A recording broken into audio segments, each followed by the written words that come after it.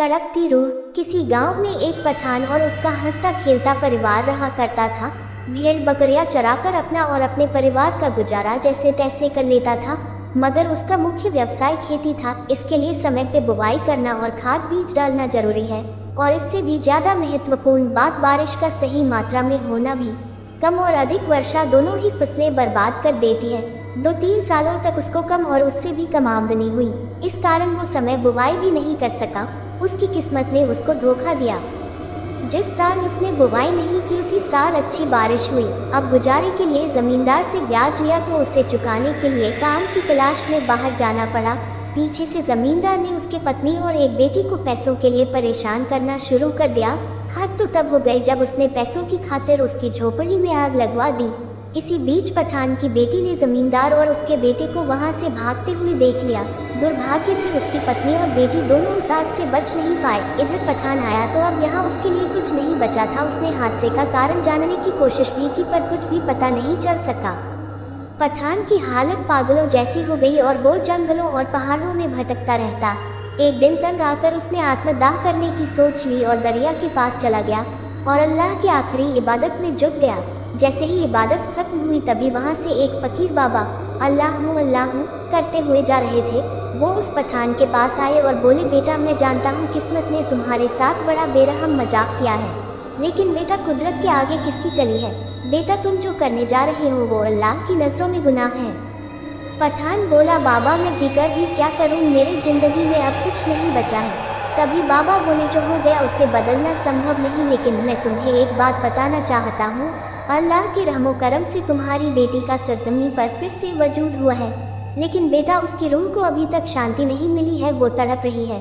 तुम्हें उसे तलाशना होगा, क्योंकि जब तक वो तुमसे नहीं मिलेगी तब तक उसकी रूह बेचैन रहेगी। उसकी जहन में कुछ राज दबे हैं जो वो तुम्हें बताना चाहती है।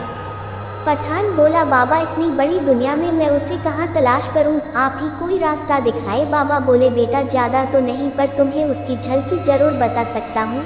बेटा तुम उसे किसी तालीम घर के आसपास मिलोगे, लेकिन बेटा एक बात का ध्यान रखना, तुम उसे इतनी आसानी से नहीं मिल पाओगे, क्योंकि उसने अल्लाह के रहमो करम से बहुत अमीर घराने में जन्म लिया है। ये कहते हुए फकीर बाबा अल्लाह करते हुए आगे बढ़ गए। अब पठान के दिन बीतते गए, तलाश करते करते 10 साल बीत गए। अब तो फकीर बाबा की बातें भी उसके जहन में धुंधली हो रही थी। अचानक एक दिन पठान एक बगीचे में आराम कर रहा था। तभी कहीं आसपास के स्कूल में छुट्टी की घंटी बज गई। तभी पठान की नज़र एक 11 साल की बच्ची पर पड़ी जो हूबहू उसकी बेटी से मिलती थी। अब पठान को बाबा की कही हुई सारी बातें ताज़ा होने लगी।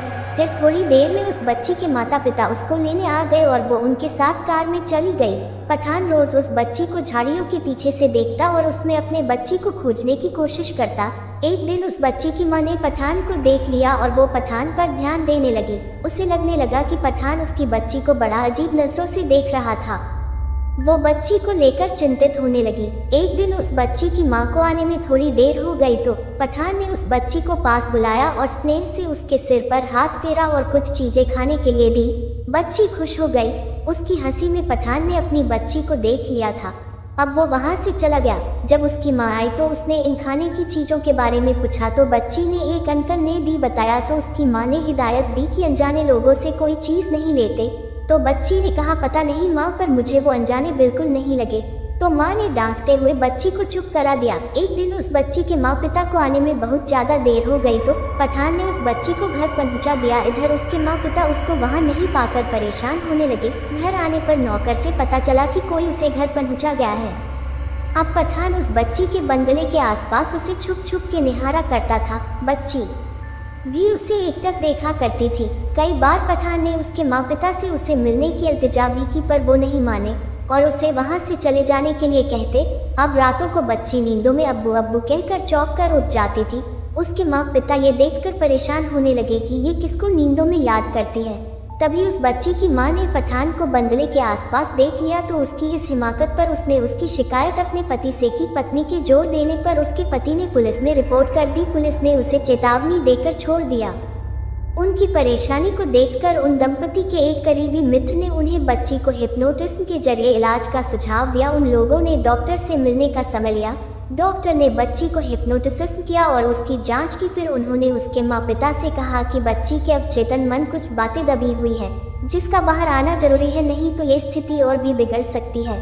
अब उसके माँ पिता और ज़्यादा चिंतित हो गए। अब बच्ची रातों को अब्बू अब्बू कहकर चौंक उठती थी और अचानक एक दिन जब उसकी माँ घर में खाना पका रही थी तभी वो बच्ची आग को देखकर जोर जोर से चीखने और चिल्लाने लगी और पूरे घर में इधर उधर भागने लगी और कहने लगी, अब्बू बचाओ, आग आग आग, अब्बू बचाओ। कई बार ऐसा हुआ जब बच्ची पठान को देखकर उसके पास जाने की जिद करती। उसके ये दौरे भी पठान को देखते ही रुक जाते थे। तभी उन्होंने थक हार कर पठान को बुलाने की सोची। उसके आते ही बच्ची अब्बू अब्बू कहते हुए उससे लिपट गई। उसके माँ पिता ये देखकर हैरत में पड़ गए, ये तो कभी इसको जानती तक नहीं थी और ये इसको अब्बू अब्बू क्यों बुला रही है।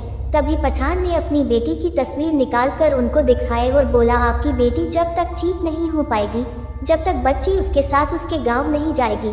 कोई और रास्ता नहीं होने के कारण उस बच्ची के माँ पिता ने पठान की बात मान लेने का निर्णय किया। गांव जाते ही बच्ची पठान को गांव की हर चीजें बताने लगी। बच्ची के माँ पिता हैरत में पड़ गए, ये तो यहाँ कभी आई ही नहीं, तो इसे ये सब कैसे मालूम। तभी गांव के लोग बच्ची को देखकर पठान से बोले, बेटा ये तो उस आग में। तभी बच्ची दौड़ती हुई अपने उजड़े हुई झोपड़ी के पास गई और रोने लगी, अब्बू अपना घर तो जल गया था।